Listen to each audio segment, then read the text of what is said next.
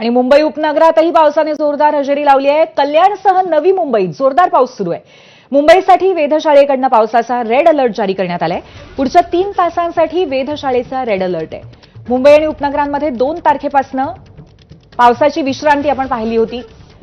मे महिन्यामध्ये पावसाची हजेरी पहिली लागली आणि त्यावेळेला कमी दाबाचा पट्टा तयार झालेला असल्यामुळे त्या काही दिवसांमध्ये पाऊस खूप पडला, परंतु त्यानंतर एक विश्रांती पावसाने घेतली होती आणि त्यानंतर पुन्हा एकदा पावसाचा आज कमबॅक झालाय। दक्षिण मुंबईतली पावसाची दृश्य बघतोय आपण। दृश्यमानता खूप कमी झालेली आहे। प्रचंड पाऊस पडतोय। भांडूपमध्ये पाणी साचलेलं आहे आणि एकंदरीतच मुंबईला आता पुढच्या 3 तासांसाठी रेड अलर्ट आहे।